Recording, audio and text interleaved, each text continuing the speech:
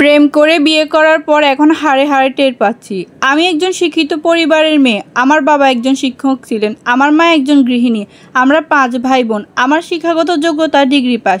1998 সালে আমার বিয়ে হয়। প্রেম করে পালিয়ে বিয়ে করি আমি। আমার হাজবেন্ড আমার খালাতো ভাইয়ের বন্ধু ছিলেন, সেই সুবাদে তার সাথে আমার পরিচয় এবং প্রেম। এরপর আমাদের পরিবারের অমতে পালিয়ে বিয়ে করি। আমার বাবার বাড়ি থেকে মেনে নেয়নি। আমার হাজবেন্ডরা 4 ভাই 3 বোন। আমার শ্বশুরবাড়ির মানুষেরা আমার সাথে ভালো ব্যবহার করলেন না। আমার মামা শ্বশুর এসে আমাকে দেখতে এসে বলল, নতুন বউকে নিয়ে আয় দেখি আমার ভাগিনা কোন স্টেশন থেকে বিয়ে করে আনলো।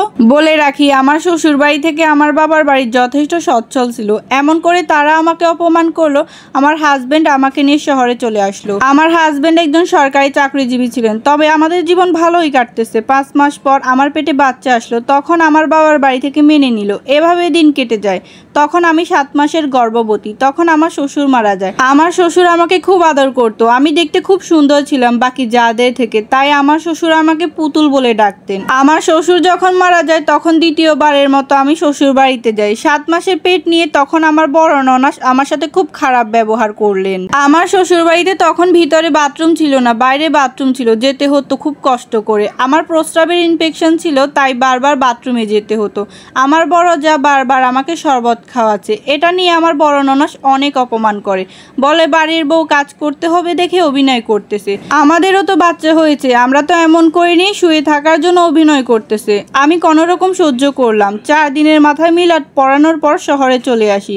2000 সালে আমার মেয়ে হয়। আমার মেয়েকে শ্বশুরবাড়ির তরফ থেকে কেউ দেখতে আসেনি, কারণ প্রেম করে বিয়ে করেছিলাম। বাবার বাড়ির মানুষজন আমার পাশেই ছিলেন। আমার মেয়ে যখন 2 বছর বয়স, তখন আমার স্বামী মোটরসাইকেল অ্যাক্সিডেন্ট করে বাম পায়ের হাঁটুর হাড় ভেঙে যায়।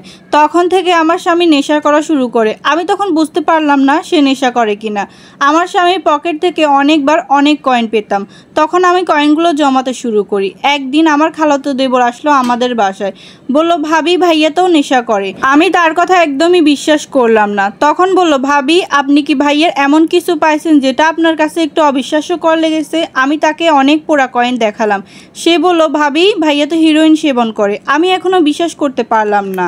রাতে যখন সে বাসায় আসলো তাকে জিজ্ঞেস করলাম, তুমি কি নেশা করো? সে একদম তেলে বেগুনে জ্বলে উঠলো আর ঝগড়া করলো। আমি কিছু বললাম না। এরপর থেকে আমার উপর অত্যাচার করা শুরু করলো। আমি এসব সহ্য করতে পারতাম না। বাবার বাড়ি কাউকে কিছু বলতে পারতাম না। তারা বলতো তুমি বেছে নিয়েছো তোমার জীবন সঙ্গী।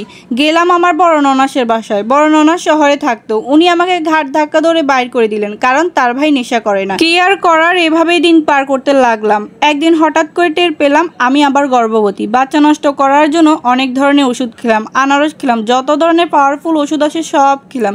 কিন্তু আল্লাহ পাক আমার সন্তানকে দুনিয়ার আলো দেখাবে ঠিক করেছেন। আমি দ্বিতীয়বার বাচ্চা পেটে থাকাকালীন আমাকে অনেক অত্যাচার করে। আমার স্বামী 8 মাসের সময় আমাকে লাথি মেরে খাট থেকে ফেলে দেয়। মারতে মারতে নাক মুখ দিয়ে রক্ত বের করে ফেলে। তখন আমি যে বাসায় ভাড়া থাকতাম, বাড়িওয়ালি ভাবি আমার ভাইকে খবর দেয়। আমার ভাই সেখানে যায়। আমার এই অবস্থা দেখে আমার হাজবেন্ডকে 2-3টা থাপ্পড় দেয়। বড় ভাই তখন আমাকে নিয়ে চলে আসে বাবার বাসায়, আর আমার বাবার বাসাও শহরে ছিল। আমার স্বামী চলে যায় আমার বড় ননাসের বাসায়। ওখান থেকে আমার ননাস আমাকে ফোন দিয়ে অনেক অকথ্য ভাষায় গালাগালি করে, কেন আমার ভাই তার ভাইকে মারলো। 2 মাস পর আমার স্বামী আসে, আমার পা ধরে ক্ষমা চায়, মাপ চায়। আমিও তাকে মাফ করে দেই। 2003 সালে আমার ছেলে হলো।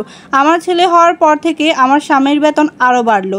এরপর থেকে তার নেশা করার মাত্রা আরও 100 গুণ বেড়ে গেল। নেশা করতো আর আমার উপর অত্যাচারের মাত্রা আরও বাড়িয়ে দিল। আমি আর সহ্য করতে পারছিলাম না, তাই বাবার বাসার পাশে একটা বাসা ভাড়া নিলাম, যাতে আমার ভাইদের ভয়ে সে আমার উপর অত্যাচার একটু কম করে। কিন্তু উল্টো আরও বেড়ে গেল। একদিন দুপুরবেলা বাইরে থেকে এসে আমাকে প্রথমে বাঁধলো, তারপর এমন মারা মারলো, মায়ের আওয়াজে আশেপাশে সবাই চলে আসলো। তখন আমার 6 বছরের মেয়েটা বুদ্ধি করে আমার ভাইকে নিয়ে আসে। আমার ভাই আমার এই অবস্থা দেখে আমার স্বামীকে অনেক চড় থাপ্পড় মেরে আমাকে বাসায় নিয়ে গেল। আমার ভাবি এটা পছন্দ করলেন না। আমার ভাই আমাকে বলল আমার স্বামীকে রিহ্যাবে ভর্তি করাতে। তারপর সব ব্যবস্থা করার পর বোনের বাসা থেকে তাকে রিহ্যাবে পাঠালাম।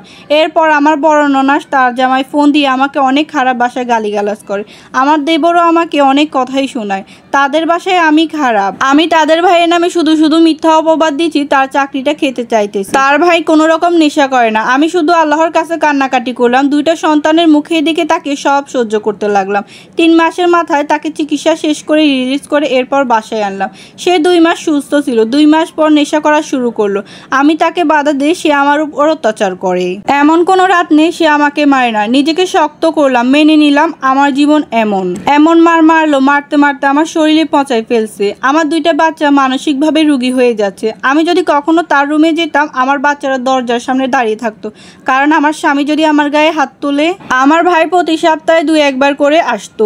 এরপর তাকে একটা রুম ছেড়ে দিলাম, সে 2-4 জন লোকে নিয়ে নেশা করতো। এরপর আমার শাশুড়িকে কয়েকবার আনলাম, ওনাকে সব দেখালাম, উনি নাছোড়বান্দা, ওনার ছেলে নেশা করে না, বরং আমাকেই বানিয়ে দিল মিথ্যাবাদী। ওই যে বলে না, যাকে দেখতে পারে না তার কথাও বিশ্বাস করে না। গল্পটা একটা আপুর জীবন থেকে নেওয়া।